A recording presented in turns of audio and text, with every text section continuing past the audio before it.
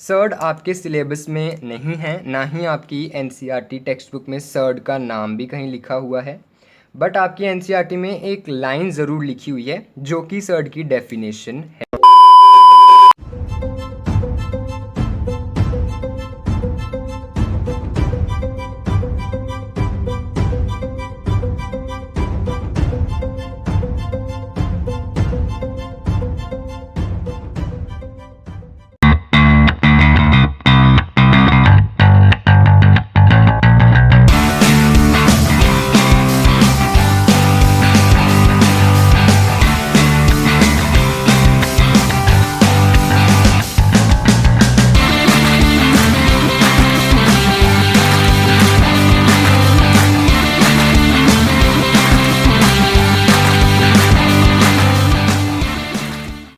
Hi guys, कैसे हो आप सब। मैं हूं आपका होस्ट और दोस्त ईशान महेश्वरी और आप सभी का स्वागत है मेरे यूट्यूब चैनल EM मैथमेटिक्स पर। तो आज के इस लेक्चर में हम क्लास 9th CBSE मैथ्स का चैप्टर नंबर 1 नंबर सिस्टम का लेक्चर नंबर 21 लेकर आए हैं, जिसमें हम बात करेंगे लॉ ऑफ रेडिकल्स। और उससे पहले हम बात करने वाले हैं सर्ड की डेफिनेशन के ऊपर और साथ ही साथ रेडिकल साइन और रेडिकल्स क्या होते हैं। तो इस लेक्चर को शुरू करने से पहले मैं आपको बता दूं कि सर्ड जो है वो आपकी एनसीईआरटी यानी CBSE सिलेबस में नहीं है, इसलिए हम सिर्फ उसकी डेफिनेशन करेंगे जो कि आपकी एनसीईआरटी टेक्स्ट बुक में प्रेजेंट है। उससे ज़्यादा हम सर्ड्स के बारे में कुछ भी नहीं करेंगे इस लेक्चर में। और रेडिकल साइन और रेडिकल्स के लॉज के बारे में पढ़ेंगे और साथ ही साथ उसके प्रूफ भी देखेंगे, और उसके प्रूफ जो है वो आपकी एनसीईआरटी में अवेलेबल नहीं हैं। तो वो भी इस लेक्चर में जो है आपकी एनसीईआरटी से थोड़ा ज़्यादा है, लॉ ऑफ रेडिकल्स के साथ साथ उनके प्रूफ। तो शुरू करने से पहले जिन लोगों ने अभी तक मेरे चैनल को सब्सक्राइब नहीं किया है, प्लीज़ वो मेरे चैनल को सब्सक्राइब करें और बेल आइकन को दबाएं ताकि आप मेरे लेटेस्ट वीडियो अपडेट्स जल्द से जल्द देख सकें। साथ ही साथ मैं आपको ये भी बता देना चाहता हूँ कि इस लेक्चर के यानी number system 21 laws of radicals के जो PDF नोट्स हैं उसका लिंक डिस्क्रिप्शन में अवेलेबल है। आप वहाँ पे जाके लिंक को ओपन करके नोट्स को डाउनलोड कर सकते हैं और कहीं पे भी कभी भी और किसी भी चीज़ के ऊपर नोट्स को डाउनलोड करके उनको यूटिलाइज़ कर सकते हैं। वो नोट्स प्रॉपर बने हुए हैं इसलिए ताकि आपको हेल्प मिल सके, ताकि आपका टाइम जो है वो वेस्ट ना हो। तो बिना किसी देरी के I want all of you to please take out your copy and pen. Notes बनाना स्टार्ट करेंगे हम मेरे साथ साथ में, और हेडिंग डालेंगे number system 21। Law of radicals को जानने से पहले, before knowing the law of radicals along with their proof, we will be seeing what is a surd and what is a radical sign. तो एकदम बेसिक से शुरू करते हैं। आप सबको स्क्वायर रूट्स और क्यूब रूट्स के बारे में पता ही है, क्योंकि आपने स्क्वायर एंड स्क्वायर रूट्स और दूसरा क्यूब्स एंड क्यूब रूट्स ये 8th क्लास में पढ़ा हुआ है। देखो, स्क्वायर रूट को आप ऐसे लिखते हो कोई भी नंबर और उसका स्क्वायर रूट, और क्यूब रूट को आप ऐसे लिखते हो कोई भी नंबर और उसका क्यूब रूट। इसी तरह आपके 4th रूट्स भी होते होंगे, 5th रूट्स भी होते होंगे। तो 4th रूट्स उसको हम कहेंगे 4th रूट। क्यूब रूट तो होता है 3 और 4th रूट यानी उसको हम ऐसे लिखेंगे 4√x। उसी तरह होगा 5th रूट, उसी तरह होगा हमारा 5th रूट। 5th रूट को कैसे लिखेंगे 5 और ऐसे x। तो ऐसे करते करते आप कितने भी रूट्स लिख सकते हैं, 6th root, 7th root, 8th root, 9th root, और ऐसे करते करते मैं आ जाऊंगा nth रूट पर। क्या आ जाऊंगा मैं nth रूट पर, n√x ऐसे लिखूंगा मैं, आ जाऊंगा फाइनली nth रूट पर। तो आप सबको पता है, फॉर एग्जांपल अगर मैं आपको क्वेश्चन दूं एक कि क्यूब रूट ऑफ 8, तो आप उसे ऐसे लिख दोगे क्यूब रूट, और 8 को आप लिख सकते हो 2 × 2 × 2, तो 2 आंसर आ जाएगा, 3 में से एक 2 बाहर आ जाएगा। उसी तरीके से अगर मैं आपको एग्जाम्पल दूं एक 5th रूट ऑफ 243, तो आप 243 की जो है प्राइम फैक्टराइजेशन करोगे और आप निकालोगे 5th रूट ऑफ 3 × 3 × 3 × 3 × 3, और इस तरीके से आपका आंसर जो है वो 3 आ जाएगा। ये सब प्राइम फैक्टराइजेशन का कमाल है। तो बेसिकली इतना सब लिखने का मेरा मतलब, इतना सब आपको लिखने का मेरा मतलब यही था कि आपको पता चले कि सिर्फ लाइफ में स्क्वायर रूट्स और क्यूब रूट्स ही नहीं होते, फोर्थ रूट्स भी हो सकते हैं, फिफ्थ रूट भी हो सकते हैं, और ऐसे करते करते कितने ही अनेक रूट्स हम फाइंड कर सकते हैं, जैसे कि nth रूट। और हमने ये वाला क्वेश्चन इसीलिए करके दिखाया ताकि आपको पता चले कि हाँ, फिफ्थ रूट भी कुछ ना कुछ होता है, fifth root is also there, you know. तो अब हमें पता चला कि ये सब होते हैं फिफ्थ रूट। तो आखिर ये जो चीज़ है इसे हम क्या कहते हैं? What is this actually? What is this actually? इसे हम क्या कहते हैं? यही होता है आपका सर्ड। क्या होता है? यही होता है आपका सर्ड। सर्ड आपके सिलेबस में नहीं है, ना ही आपकी एनसीईआरटी टेक्स्ट बुक में सर्ड का नाम भी कहीं लिखा हुआ है, बट आपकी एनसीईआरटी में एक लाइन ज़रूर लिखी हुई है जो कि सर्ड की डेफिनेशन है। वो लाइन मैं आपको लिख के बताता हूँ कि let x be greater than zero, x greater than 0 be a real number, be a real number, and x be and n sorry n be a positive integer, and n be a positive integer। इस line का मतलब समझाऊंगा आपको, tension ना लें। Then suppose दो, then यही same n under root x जो है वो हमारा किसी b के बराबर आएगा। इसका मतलब हम लिख सकते हैं कि b की power n is equal to x and b is greater than 0। अब मैंने ये कैसे लिखा? जैसे मैंने यहाँ पे लिखा कि क्यूब रूट ऑफ 8 इज़ 2, तो इसका मतलब मैं ऐसे लिख सकता हूँ कि 8 इज़ 2 का क्यूब, मतलब ये चीज़ इसकी पावर में चली गई। सिमिलरली यहाँ पे मैं लिख सकता हूँ कि 243 इज़ 3 की पावर 5, यानी ये चीज़ इसकी पावर में चली गई। उसी तरीके से मैं ये चीज़ को इसकी पावर में भेज के x के बराबर लिख सकता हूँ। करके देख लो, 3 की पावर 5 243 आएगा, 2 का क्यूब 8 आएगा। ऐसे ही भेज के आपको समझ में आ रहा होगा कि मैं क्या समझा रहा हूँ। उसी तरीके से हम इसको ऐसे लिख सकते हैं, और यही होता है सर्ड। ये जो चीज़ है इसे आप सर्ड कहते हैं, और ये सर्ड की डेफिनेशन है, जहाँ पे x जो है वो पॉजिटिव है। देखो अब x का अगर मैं यहाँ पे लिख दूँ -1, अंडर रूट -1 कभी आपने देखा है? नहीं, तो वो गलत हो जाएगा। इसलिए x को हमें 0 से बड़ा रखना है, रियल नंबर रखना है, कुछ भी रख लो, 3.5, 2/7, 9.3। n जो है वो पॉजिटिव इंटीजर है। देखो n जहाँ जहाँ पे भी आपने देखा, यहाँ था 2, यहाँ 3, यहाँ 4, यहाँ 5। कभी आपने यहाँ पे इन जगह पे देखा है -1, -2, उसको क्या बोलोगे? इसलिए n भी है आपका पॉजिटिव इंटीजर होना चाहिए। यही थी सर्ड की डेफिनेशन। इस जगहों में, इन सभी जगहों में जो ये चीज़ हमने यूज़ की है वो स्क्वायर रूट नहीं होती। जो भी कहते हैं वो स्क्वायर रूट है, वो बिल्कुल गलत है। इस साइन को हम कहते हैं रेडिकल साइन। इस साइन को हम कहते हैं रेडिकल साइन। स्क्वायर रूट को हम ऐसे लिख देते हैं, पर क्यूब रूट में भी तो ये साइन यूज़ हो रहा है, फोर्थ रूट में भी तो ये, फिफ्थ रूट में भी तो ये साइन यूज़ हो रहा है, फोर्थ रूट में भी तो ये साइन यूज़ हो रहा है। तो क्या हर जगह स्क्वायर रूट है? नहीं, इस साइन का नाम है रेडिकल साइन। बहुत बच्चे इस साइन को स्क्वायर रूट नाम से बुलाते हैं, बट ये साइन जो है ये एक रेडिकल साइन है। इसको अंडर रूट कह सकते हो आप, इसको अंडर रूट और स्क्वायर रूट ऐसे कह सकते हैं, पर इट्स अ रेडिकल साइन। और ये सब जो चीज़ें हैं, ये और ये सब हैं रेडिकल्स। क्या हैं ये?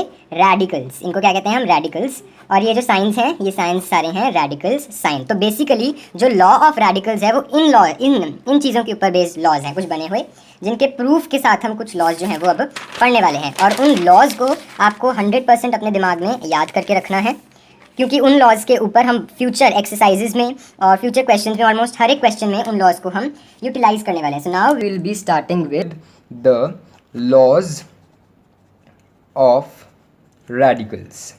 Laws of radicals. तो हम लॉज ऑफ रेडिकल पता चल गया क्या हो गया, और उनके लॉज मतलब उनके ऊपर लागू होने वाले कुछ कानून। जैसे ह्यूमन के ऊपर लागू होते हैं कुछ लॉज, जिसे हम कहते हैं law of right, law of this, law of freedom, right to freedom, ये सब लॉज होते हैं। उसके अंदर ही ह्यूमन जो है कोई एक्टिविटी परफॉर्म करता है, अगर वो लॉ को ब्रेक करता है तो उसे पनिशमेंट मिलती है।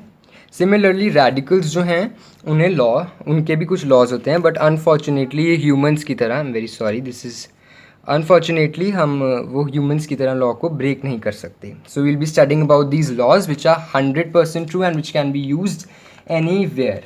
और इन लॉज को पढ़ने से पहले मैं आपको आपके दिमाग में एक आइडेंटिटी याद दिलाना चाहूँगा, वो है a प्लस बी यानी x plus y into a minus b is equals to a square minus b square. X y एक ही बात है, ये भी, ये वाली आइडेंटिटी हम इसके प्रूफ में यूज़ करेंगे। सो फर्स्ट लॉ जो है, जो आपको याद रखना है, वो है under root A b is equal to under root a into under root b. For example इसको समझाता हूँ कैसे यूज़ होगा ये। फॉर एग्जाम्पल अंडर रूट 10 है, तो अंडर रूट 10 को हम ऐसे लिख सकते हैं ना, 5 इंटू 2, तो ये ए बी इसको हम लिख सकते हैं a इंटू बी, ऐसे लिख सकते हैं हम इसको। ये फर्स्ट लॉ है। सेकेंड, ये मल्टीप्लिकेशन में था तो ये डिवाइड में आ जाएगा, a अपॉन बी, तो अंडर रूट 7 अपॉन 2 जैसे एग्जाम्पल है, ले लिया, इसको हम लिख सकते हैं अंडर रूट ए अपॉन अंडर रूट बी, तो इसको हम लिख सकते हैं, मतलब ये एग्जाम्पल है, ऐसे कुछ इक्वल नहीं है, इसको ये साइन नहीं लगाएंगे, एग्जाम्पल ले रहे हैं, इसको हम ये लिख सकते हैं। उसी तरह अंडर रूट 7/2 को लिख सकते हैं under root 7 upon under root 2। तो इस चीज़ को इसके बराबर लिख सकते हैं, ये एक लॉ है, पहला लॉ। इस चीज़ को इसके बराबर लिख सकते हैं, ये है दूसरा law. Now we come to the third law. Third law का हम प्रूफ देखेंगे। ऊपर दो के लॉज के कोई प्रूफ जो थे वो नहीं थे। वो है under root a plus under root b under root a minus under root b. अगर ऐसा कुछ आ जाए तो सीधा सीधा लिख दो a माइनस बी। अब आप कहोगे आप तो यार ऐसे ही हमें मतलब मजाक कर रहे हो, ऐसे सीधा सीधा जो आपने लिख दिया हम कैसे मान लें, कुछ प्रूफ तो दो इसका कि हाँ जो आपकी बात है वो सही है। प्रूफ दे देते हैं भाई कि ये चीज़ इसके बराबर आएगी, इसको प्रूफ दे देते हैं। अब देखो ये है, ये a plus b a minus b हो सकता है, आइडेंटिटी लगाएंगे a square minus b square, a square minus b square, ये a प्लस बी, ये a minus B.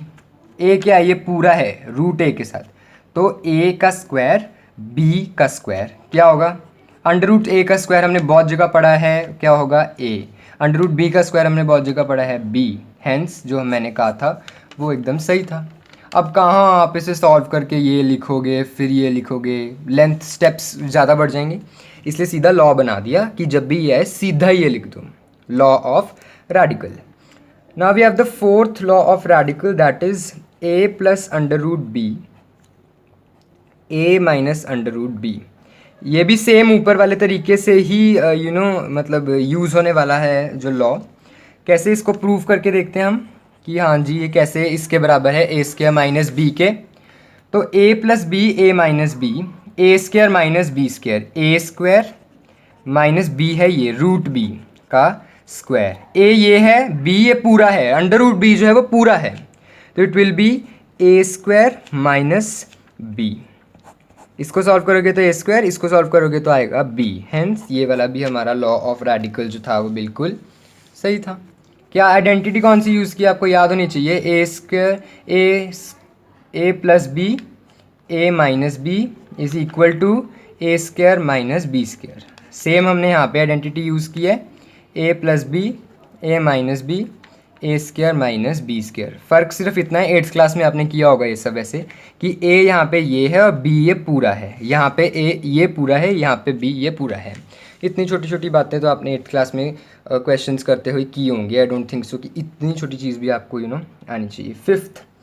Fifth is under root a plus under root b under root c plus under root d. इसको solve करके लिखोगे तो कुछ बड़ा सा आएगा, वो है under root a c plus under root a d plus under root b c plus under root b d. अब ये कैसे प्रूफ, अब ये भी कहोगे कि क्या आप ऐसे लिख देते हो, प्रूफ दिया करो फिर हम विश्वास करेंगे। ब्रैकेट खोलने आते हैं, ब्रैकेट खोलने तो अपने 7th क्लास में सीख लिए होंगे, 8th क्लास में तो बहुत खोले हैं, फैक्टराइजेशन में, अलजेब्रिक एक्सप्रेशंस में।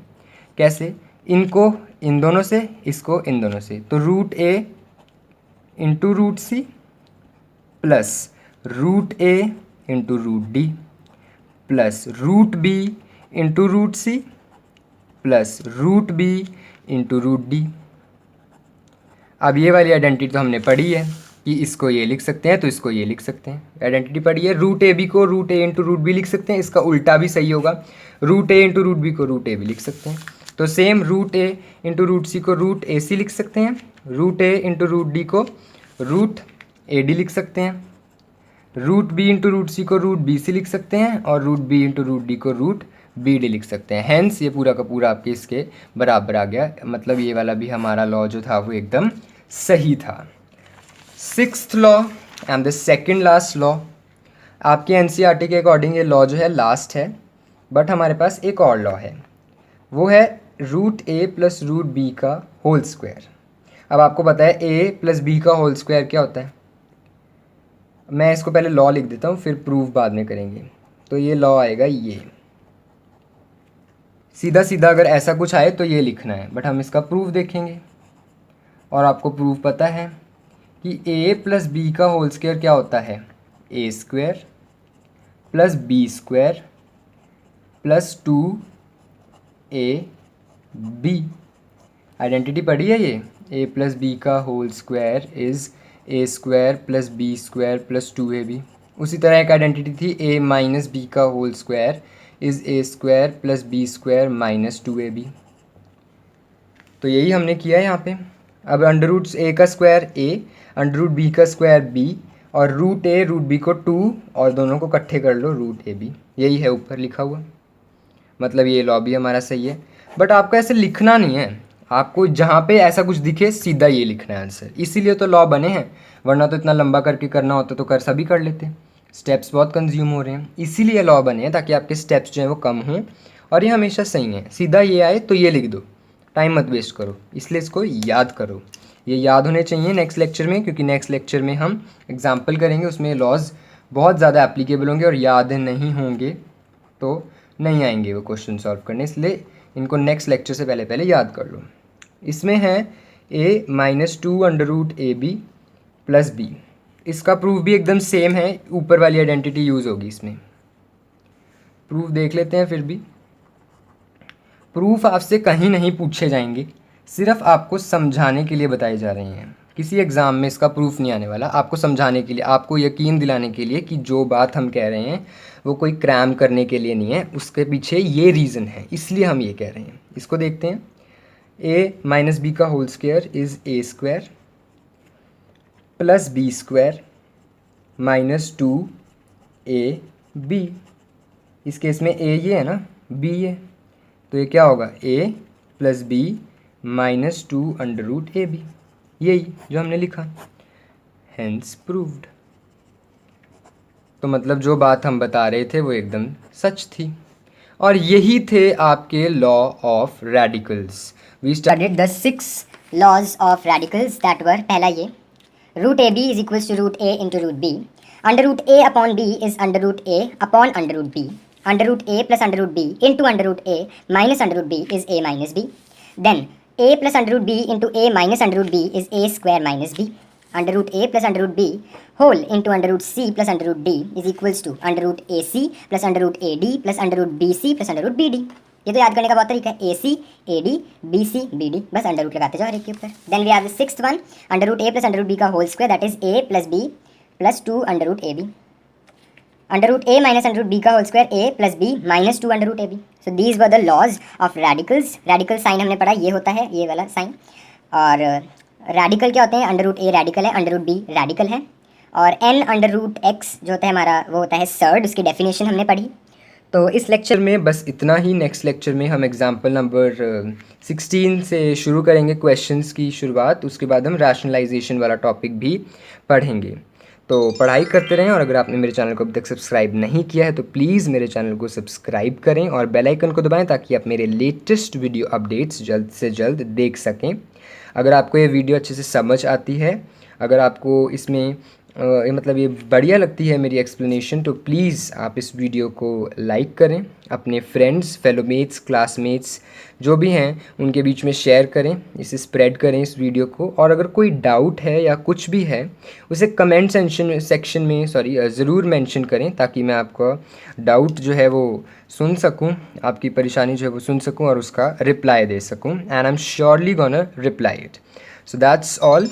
पीडीएफ नोट्स एक बार फिर से याद दिला दूं, इस लेक्चर के पीडीएफ नोट्स आप डाउनलोड कर सकते हैं, उसका लिंक जो है वो डिस्क्रिप्शन में अवेलेबल है। आई होप आप सभी को डिस्क्रिप्शन खोलना आता होगा, डिस्क्रिप्शन बॉक्स, तो वहाँ पे उसका लिंक जो है उसे ओपन करके आप नोट्स को डाउनलोड करें, और कभी भी कहीं पे भी किसी भी चीज़ के ऊपर जो है आप ये नोट्स डाउनलोड कर सकते हैं और इसे यूटिलाइज़ कर सकते हैं, आपका टाइम जो है बचाएंगे। और ये notes properly neat and clean तरीके से बने हुए हैं, हर एक चीज़ जो इस वीडियो में मैंने लिखी है वो नोट्स के अंदर अवेलेबल होगी। So that's all we have for us today. Thank you and have a very nice day ahead.